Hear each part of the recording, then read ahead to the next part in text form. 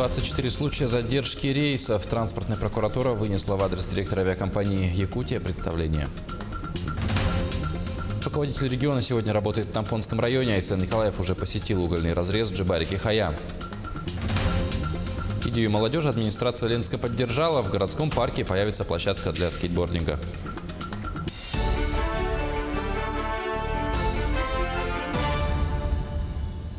Новости в студии. Павел Танин. Здравствуйте. Авиакомпания «Якутия» допустила 24 задержки рейсов более чем на 2 часа. При этом задержки не были связаны с погодой или обеспечением безопасности. Теперь она должна принять меры по устранению и недопущению такого впредь. Как сообщили в Восточно-Сибирской транспортной прокуратуре, соответствующее представление вынесли в адрес генерального директора перевозчика. Причинами задержек, как правило, являлось отсутствие у авиакомпании в конкретной ситуации резервного воздушного судна, либо не предоставление резервного воздушного судна в связи с его неисправностью. В связи с этим по инициативе прокуратуры авиакомпания как юридическое лицо была привлечена к административной ответственности.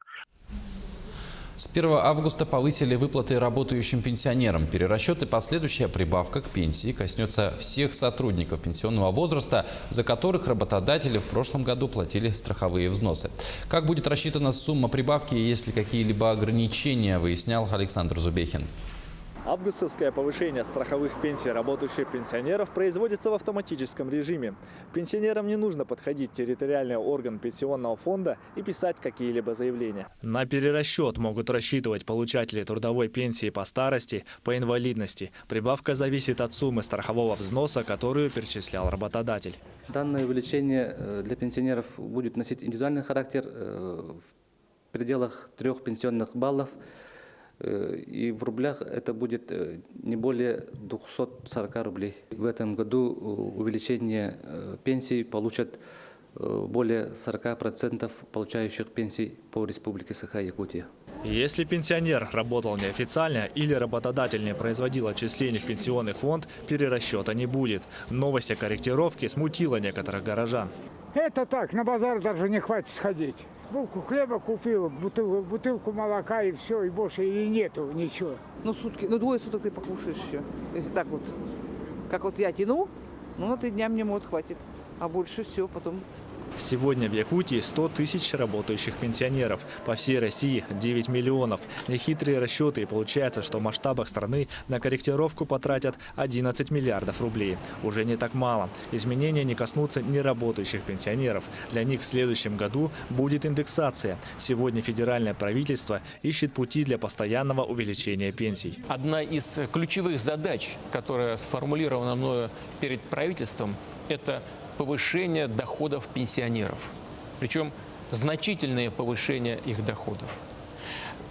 Какие меры будут предложены правительством в ближайшее время для этой ключевой задачи, мы должны узнать в самое ближайшее время.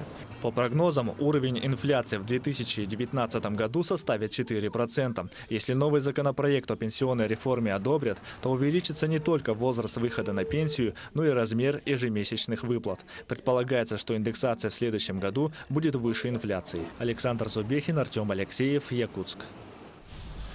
В России готовится к пробной переписи населения. Она пройдет с 1 по 31 октября в 2 этапа. Первый всероссийский, второй локальный.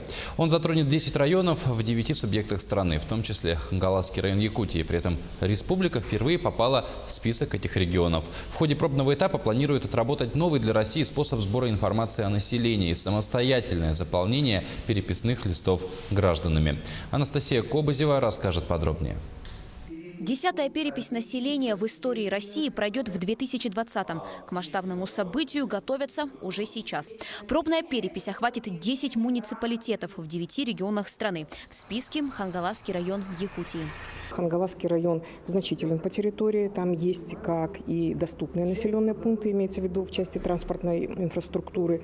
Также есть и значительное количество, то есть около 30% населенных пунктов отнесено к труднодоступным. То есть в период пробной переписи мы, конечно, одной из задач становится, а как мы сможем добраться, как смогут добраться переписчики в труднодоступные населенные пункты в октябре месяце.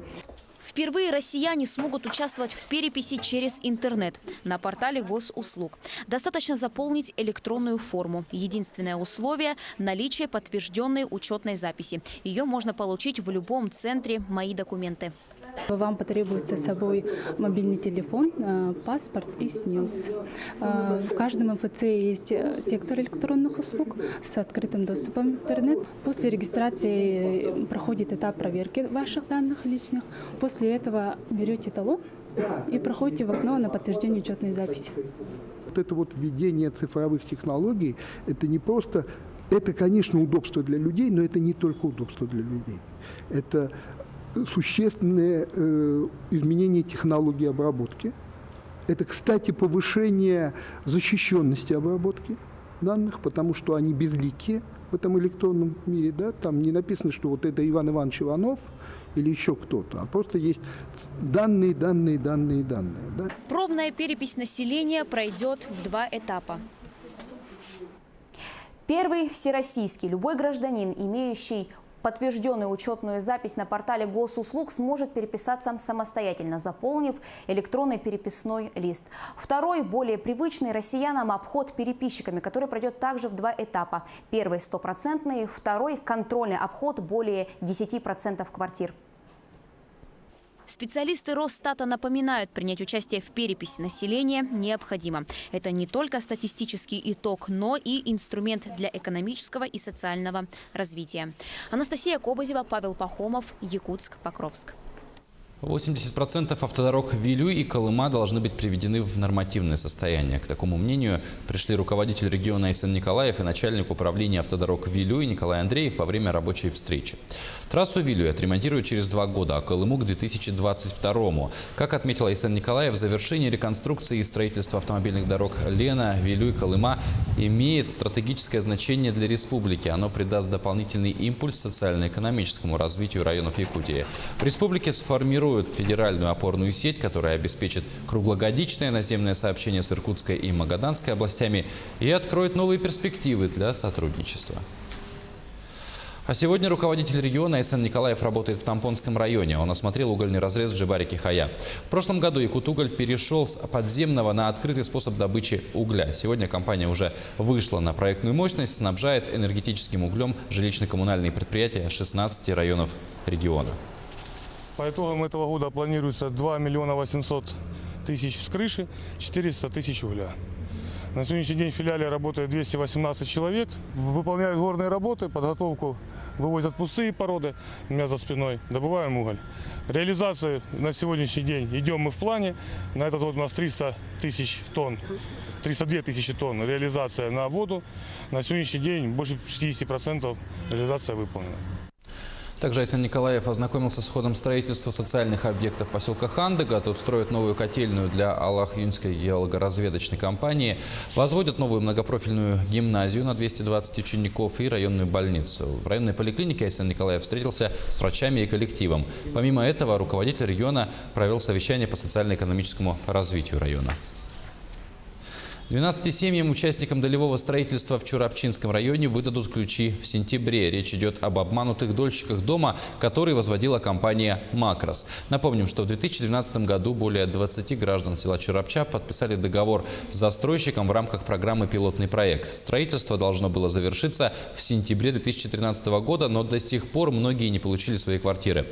Благодаря совместным усилиям администрации и прокуратуры района в прошлом году 8 семей заселились. Сейчас продолжается строительство остальных квартир, и уже в сентябре еще 12 семьям выдадут ключи от дома.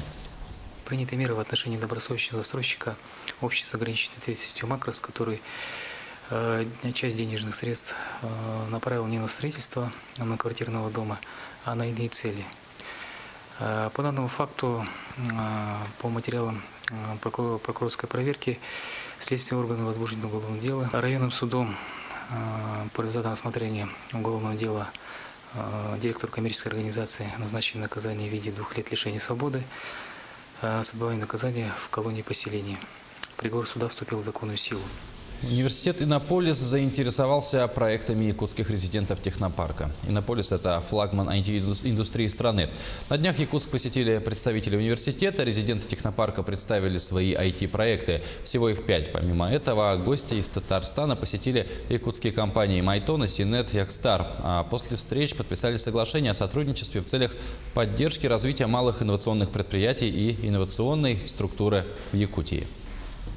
И мы знаем, что главой республики поставлены просто амбициознейшие цели и задачи именно в IT-отрасли. Чтобы их решить, нужна помощь друзей. Вот мы для этого здесь, чтобы объединить усилия в таком очень непростом, я думаю, деле. Учитывая сложности региона, учитывая его огромные размеры, да, мы приехали вот для этого, чтобы помочь. В Ленском парке появится новая площадка для скейтбординга. С этой идеей к главе города обратились молодые люди, занимающиеся этим видом спорта и желающие развивать его в городе. Ребят глава города поддержал и пообещал, что займется этим вопросом. И сегодня уже определено место для установки площадки, выбрано техническое оснащение. В ближайшее время планируется провести закупку всего необходимого оборудования, и совсем скоро современный объект будет радовать местных скейтбордистов. Оборудование для скейт-площадки, оно ориентировочно стоит 800 тысяч рублей. Но с учетом того, что его необходимо привезти, смонтировать, я думаю, что это будет где-то стоить порядка 1,5–2 миллионов. Почему так дорого? По одной простой причине, что необходима площадка, на которой будет устанавливаться вот эта площадка, она должна быть либо забетонирована, либо заасфальтирована. Якутские спасатели провели учения по поиску пропавшего без вести. Они прошли в лесу к западу от Якутска. Согласно легенде, потерялся пожилой охотник. Он сломал ногу и не может двигаться. Мужчина смог передать родным свои координаты. Группа из 20 спасателей отправилась на поиски. Их миссия – отыскать и транспортировать пропавшего. Для максимальной реалистичности точное место неизвестно. Спасатели поочередно прочесывали лес. Пострадавшего нашли в 4,5 километрах от базового лагеря. В среднем 10-15 раз конкретные так называемые потеряшки. Грибники, ягодники, реже, конечно, охотники, потому что они лучше ориентируются в таежной местности. Но в основном престарелые люди, дети или со стариками дети, бывает, что блудят в лесу. Но если вы не охотник, то совет, конечно, как говорится, бывалых, одеваться в более яркую одежду. Обязательно с собой, чтобы был мобильный телефон. Сейчас новые мобильные телефоны, можно загрузить приложение GPS-навигацию. У меня к этому часу все новости. Мы продолжим следить за развитием событий. Оставайтесь с нами.